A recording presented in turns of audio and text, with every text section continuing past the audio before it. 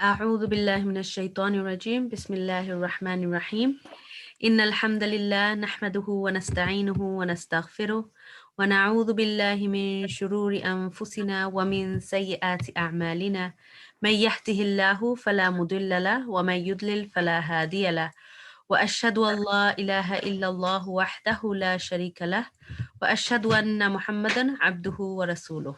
Over to you, Coach Nazmeera. Shukran. I'd like to begin with the dua. Rabbi shrah li sadri wa yassir li amri wahlul uqdatam min lisani yafqahu qawli. Bismillahirrahmanirrahim. I'm Coach Nazmeera here, and today, inshallah, I'd like to talk to you and share with you a very, an experience I've been going through with my daughters. Alhamdulillah, they're now at a marriageable age, and as a duty of parents, we have the duty upon us to get them married. And when you talk about marriage, it's so much of fun and laughter, but there can be a lot of confusion and can get stressful. I say this through my experience, but Alhamdulillah, I just wanted to know if this resonates with anybody. Can you put it in the chat box, sisters?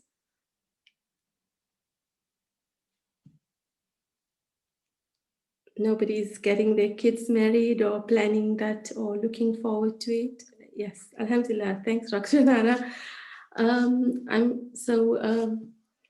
I'm sure, we all can resonate with this feeling. It's very different, of course, from the time we were getting married, and things have changed. I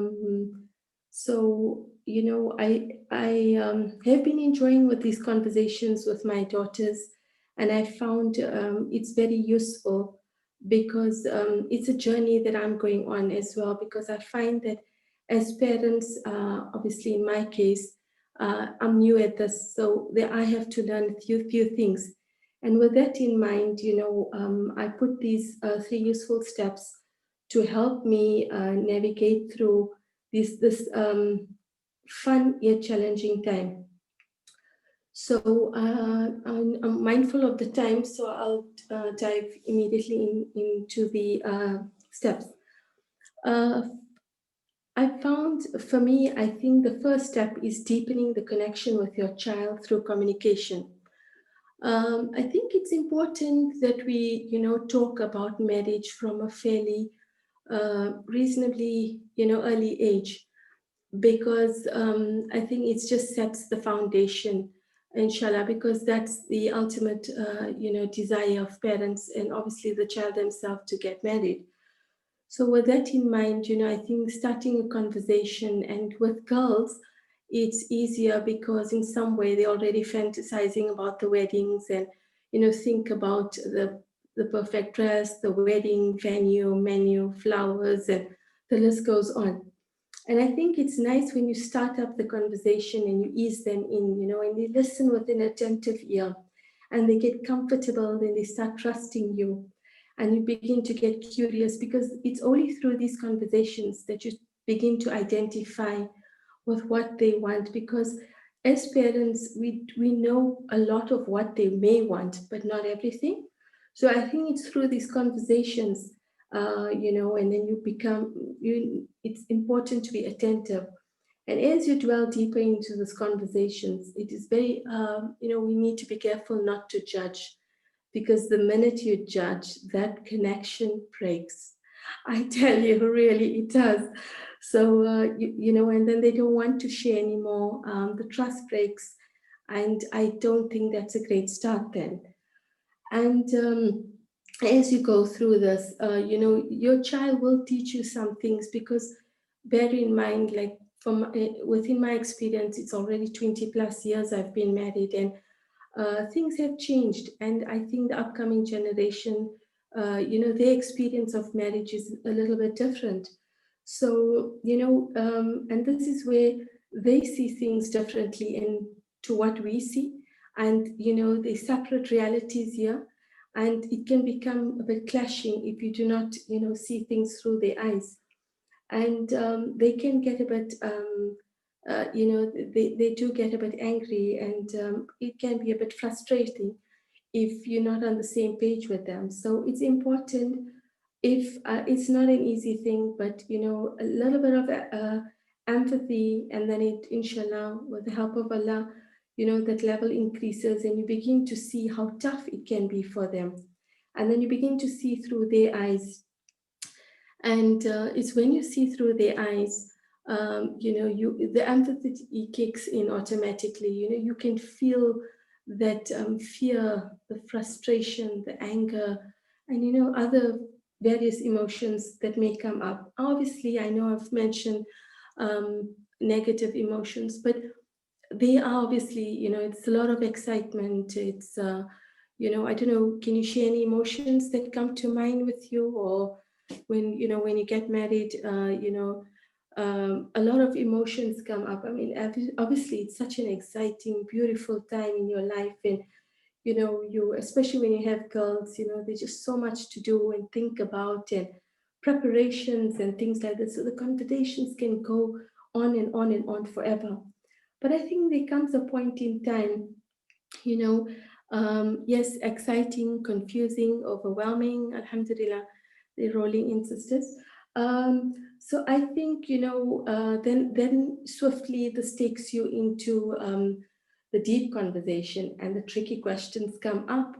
And I think, that's when you begin to realize I mean, for me, was step two, which was starting to develop and help them develop self awareness. And with that in mind, it's a very deep journey they have to go on sometimes. And what I found was that through the journey, it meant that my emotional state had to be sound. And this meant that, I needed to understand my emotions, and understand it in a very good way, so that I could help my daughter with her emotions, because they do come up. And through this journey of mine, I developed myself, and I would like to say, I don't know if I'm quite there yet, but I have developed a bit of emotional intelligence, so I can tell, sometimes you begin, I mean, it's a journey, like I said. So you begin to recognize the right moments, when to bring up the topic, because in this part, the second step, I found this is where the daunting part starts. It's quite challenging, because the science of the self, they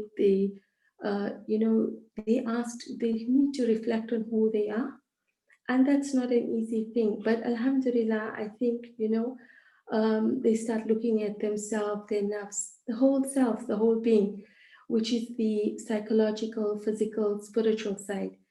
And you develop a lot through this experience, because there's a lot of chatter in the mind, a lot of emotion. This, the brain is so full of questions and uncertainty, and there's so much of fog. But then if you slowly talk them through, there will be a lot of common threads of blame, and a lot of patience. They sometimes feel they're not good enough. They'll begin to realize certain qualities, and they might be, people pleasers. They might not have enough patience in them. They, the question of love obviously comes up, and that's a big one, because they sometimes, not always, and this is obviously my experience, it will differ from person to person, people, families with their kids. But the question of love soon arises, and then you begin to realize, they look at whether how much they love themselves. Are they capable of loving somebody else? Because that's a big thing when it comes to marriage. You need to be able to love the person you marry as well. So then you come into contact with your strength and familiar with your weaknesses, and then you realize change is required. And then when this change is required, and this becomes the tough one, because there's resistance, You need to, submit, you need to really see Allah. And that's when the spiritual side, the awareness needs to be there. And that's a big role, I think, especially for us mothers. You need to really, see them through, because in obviously remind them, as that Allah does not change the condition of a person until they change within themselves. And then you remind them, to make an effort to change. And that part is like, there's resistance. Not all the time. It just depends on who, how the child is. Like certain elements in the life, parts in the life are easier to accept and see Allah, and some can be difficult. This might be one. Anyway, then, you move forward and you start telling them, it's important to tie the camel, have the hope and trust that you're in Allah's good hands. The thing that I found that is quite helpful, or maybe helpful to grow the side of them, is to attend courses, seminars, and something that's growing quite passionately about the premarital counseling. I think that helps you to, it helps your child to iron out any unanswered questions, uncertainty. Sometimes they not comfortable with bringing it up with you, and I think that's an important thing. What do you think, sisters? Do you agree with me?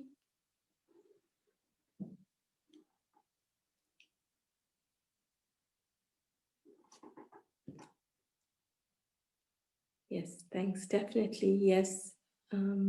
Would be beneficial. Yes, definitely. I agree. Because I feel the reason why I feel so passionately about that is because I feel that when you're getting married, I often tell my girls it's like you're going camping. You need these tools and you need to be equipped. Can you imagine going on a camping trip without your flashlight, without your tent, without your food? Oh gosh, what a bad experience. Likewise, if you equip your child, and this is maybe, where the premarital counseling comes in, and the courses and the seminars, because you're really, equipping yourself, your child, and you do learn as well. Because like I keep reminding myself, it's a different journey, different time. And obviously there are relevant changes that they're going through. Um, Sorry, I'm trying to keep track of the chat. So Maria said work, money, kids, living arrangements. Yes, it's a lot to consider, and you will benefit. And I know sometimes we wonder why, but if you think deeply, how much money we often spend on personal shoppers, on our traveling, university fees. I think a nice way to look at this is that you're investing in the future of your child, because marriage is a big investment, and it is part of our deen. And with the second step, when you develop your self-awareness, when you know yourself, you will know Allah. And that's when you complete your deen. And that, my sisters, I feel is worth the investment. So, I really, really am passionate about that part. Okay, now moving on to the third part. What do you think the third part should be, sisters? I mean, for those, would you like to share what you feel? There's some lovely things coming up on the chat, which I might come back to, inshallah.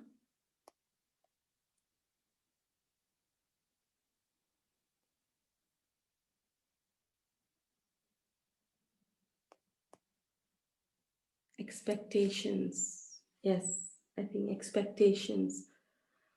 Anything else comes up for sisters? What the third step could be?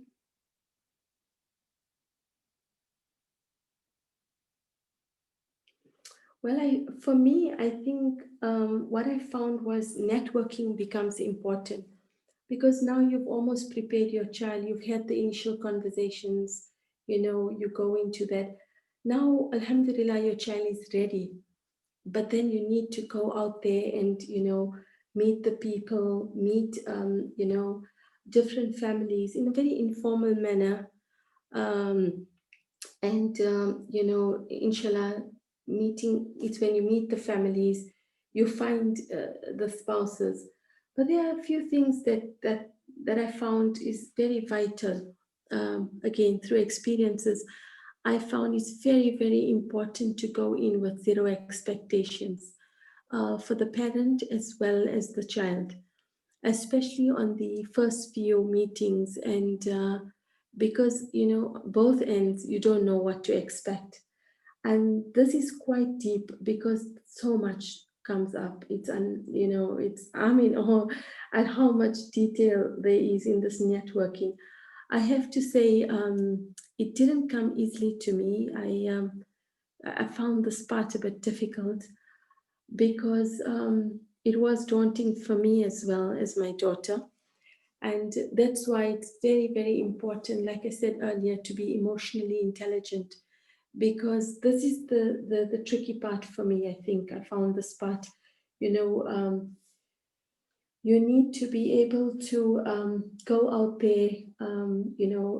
There's so many different cultures. You have got to understand, if you want to move out of your culture, if you're willing to invite that option in. Um, yes, different tribe sisters, and you know and then there's a lot of talk, it comes there. I think you have to remember and remind sometimes. I say this because very recently we were, I know a family that the couple were married for 3 years. Mashallah, lovely girl, very good in her deen, beautiful, good family, good character. But the thing is, she got into marriage as an escapism because of the relationship she had with her parents. And that is very, very difficult because the reason of marriage is not to complete you, it's to complete your faith. And we shouldn't think that, if we're deficient in something, our partners will complete us in that way, because that doesn't work. And I think all these little things, the security, the marriage is supposed to give you security. And, you've got to remind yourself it is through the remembrance of Allah the heart finds peace, tranquility, and security. And that's when you complete your faith, when you have this awareness of Allah. Also, it's very important to understand men and women are created differently. The man is there to protect and provide, he shepherds, which is his family. The wife takes care of the family, that's her flock. One important thing that, I should remind you is the obviously dua.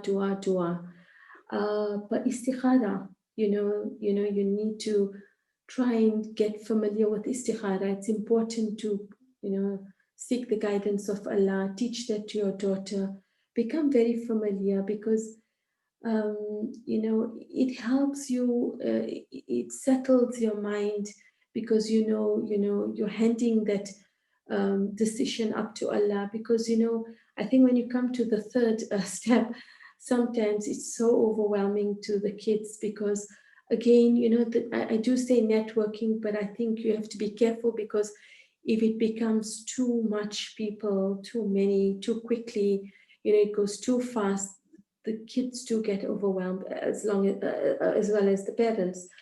And and then constantly remind the intention behind it. You purely for the sake of Allah, you want to grow your ummah. Are there any other reasons that come to mind? Yes, tahajjud salah, of course. Thanks for the reminder, sister. Tahajjud salah, really engaging in your du'as, understanding the intention behind, renew, refresh your intention. And then, remind your children, because sometimes they're so caught up in their minds, and, you can become a bit overwhelmed, a bit dizzy about this whole topic. It's a huge, huge topic, but this is the little I wanted to impart. I hope you found this beneficial. Please feel free to send any more. Yes, reminders benefit the believers. Alhamdulillah. Good. Jazakallah for sharing that, Sister Shamoali. I hope I got your name right. Yeah, I think that's about the best I could share for now. Alhamdulillah. Is there anything else sisters like to share, or Dr. Mina, how about you? Would you like to add anything? No, I think that's some really valid points, mashallah. And Jazakallah for sharing. And I'm sure that your journey of looking inward to yourself actually has helped this, helped you to navigate through these upcoming challenges. May Allah Yes. bless your daughters with righteous, pious spouses. Inshallah, yeah, I think that's the dua. Allah facilitate all the children, boys and girls equally. I mean, I'm quite intrigued. If there's any sisters that have sons that they would like to share, I know with the girl side of approach, I'm not too sure what moms with boys or sisters. Do you have brothers?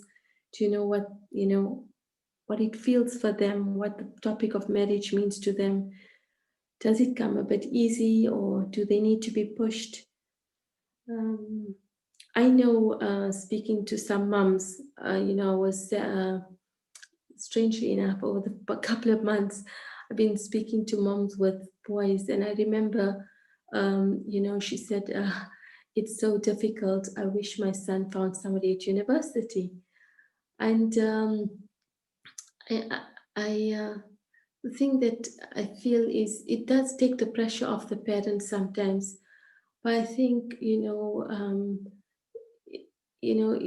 this is where when you network, I think it helps where you have, some children are introvert and they're shy and they're not used to meeting the opposite sex. So it's good then if you have a mahram, accompany them, and they can, meet up in a halal environment, inshallah. So that's, something that I thought, would share as well. Sometimes I know another mom said it took her 2 years to go through each child, and she's done her two sons, and now she's trying to settle her daughter. So it can take long for some, it can be easy. So that's another thing I thought I might share with you. Jazakallah for listening, sisters, and I hope you drew benefit, and and this was beneficial for you. I'm not too sure, how many of you are in the same boat as myself. I haven't got around to reading the chat, sorry. Is there anything else anybody wants to share? Shall we break up into, do we need to break up into the rooms or groups, sister? Dr. Mina? It's completely up to you, Nazmeera, whatever you prefer. Yeah. I don't mind, sisters. Would you like maybe to unmute yourself and share maybe if there's something that comes up for you?